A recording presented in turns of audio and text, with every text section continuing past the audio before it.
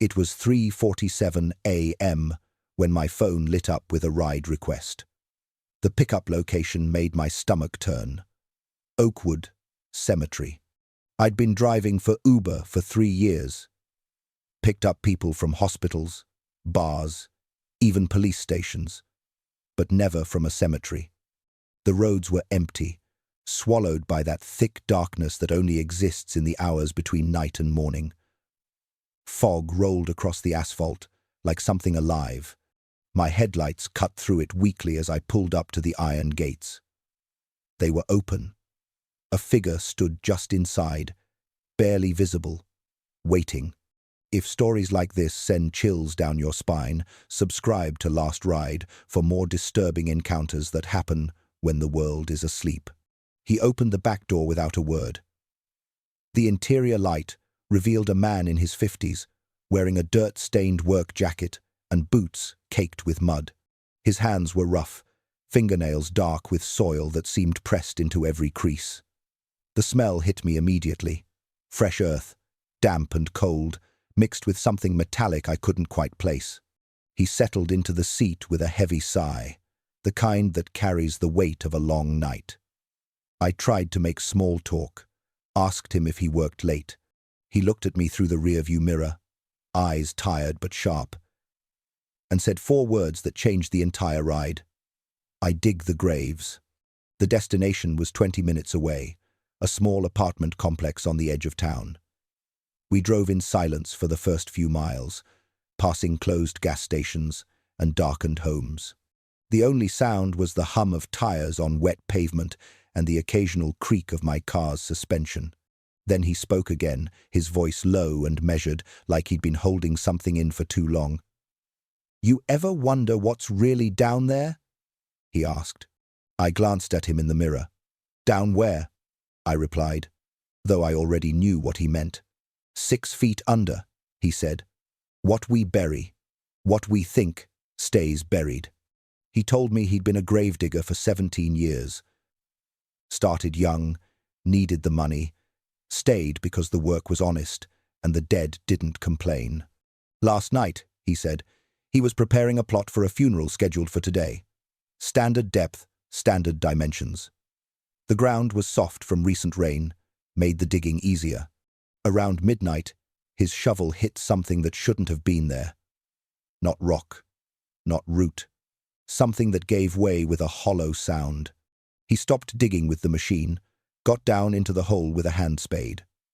What he uncovered made him climb out and sit on the edge of that grave for an hour, trying to decide what to do. It was a metal box, he said, about the size of a briefcase, rusted at the edges but still sealed. No markings, no lock, just latches that had corroded together over time. He knew immediately it didn't belong to the cemetery's records. This wasn't an old burial plot being reused. This was something someone had hidden, deliberately, in a place they thought no one would ever dig. He pried it open with his tools. Inside, wrapped in plastic that had somehow stayed intact, were photographs. Dozens of them. And they were all of the same person. A woman. Young, maybe in her 20s. The photos showed her in different places, walking to her car, sitting in a cafe, entering an apartment building, sleeping through a window, surveillance photos. Stalker photos. But these weren't recent. The cars in the background, the fashion, the quality of the prints, everything suggested these were at least 15 or 20 years old. Beneath the photographs was a newspaper clipping, yellowed and fragile. He carefully unfolded it. Missing person case from 1998. The woman in the photos, never found. Case went cold after 6 months. So, what do you think was in that box? What would you have done if you found it? Drop your thoughts below. He said he sat there in that hole, holding evidence of something terrible, something that had been deliberately buried in a place where it should have remained hidden forever. The cemetery where he worked had been operating since the 1962. Thousands of graves, thousands of places to hide secrets.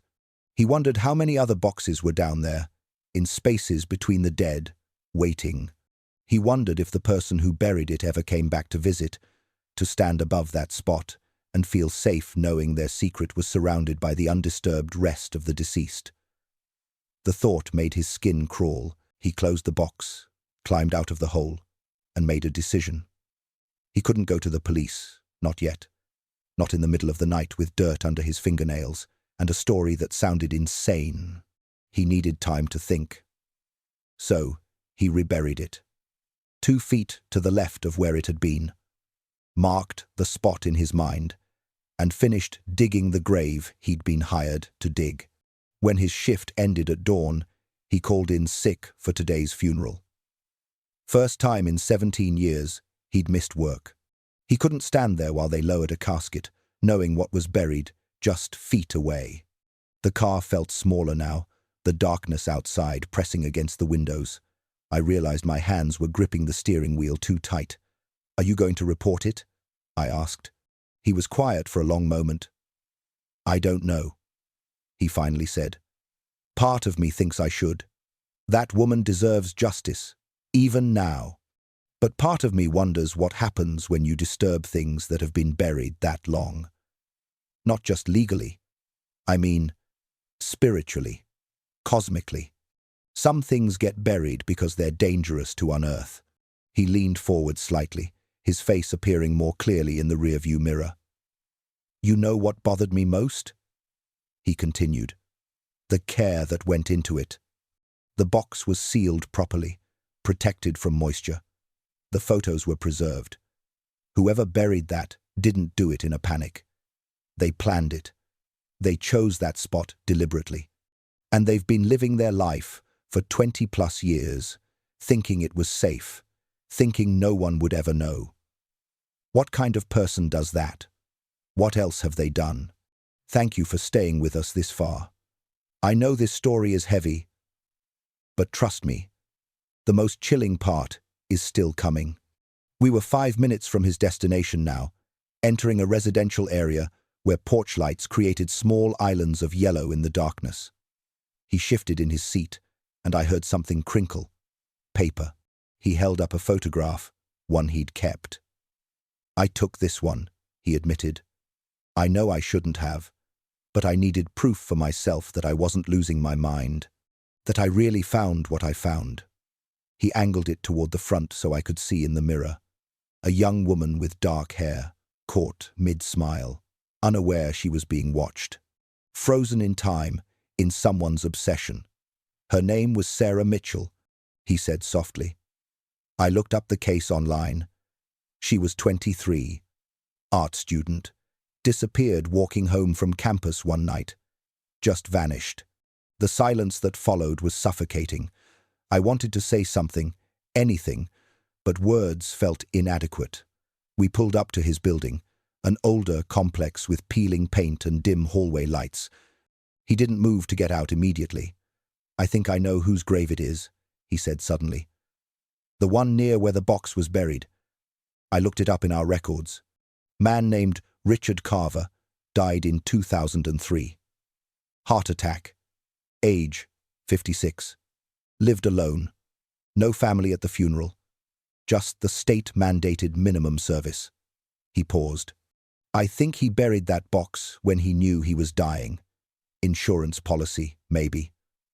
Or just couldn't stand to destroy it. His own private memorial to whatever he did." He opened the door, letting in the cold pre-dawn air.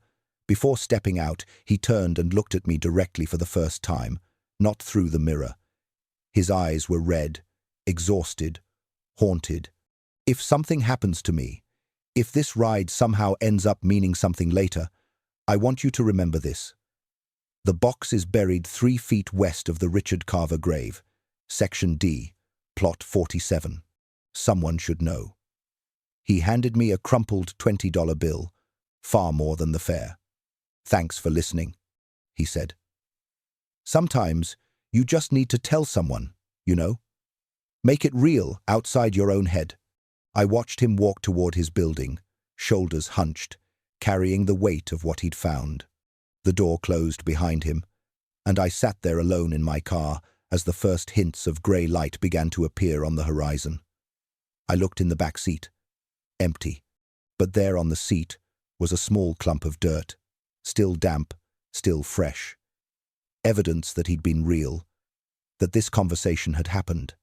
I thought about Sarah Mitchell, about the box, about all the secrets buried in places we consider sacred. My phone buzzed. Another ride request. Another stranger with another story.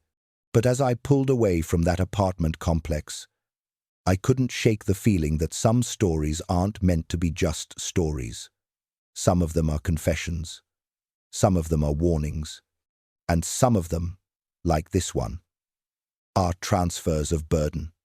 Now I know. Now you know. And somewhere in Oakwood Cemetery, in Section D, near Plot 47, the truth waits in a rusted metal box, surrounded by the dead, guarded by silence, patient as only buried things can be.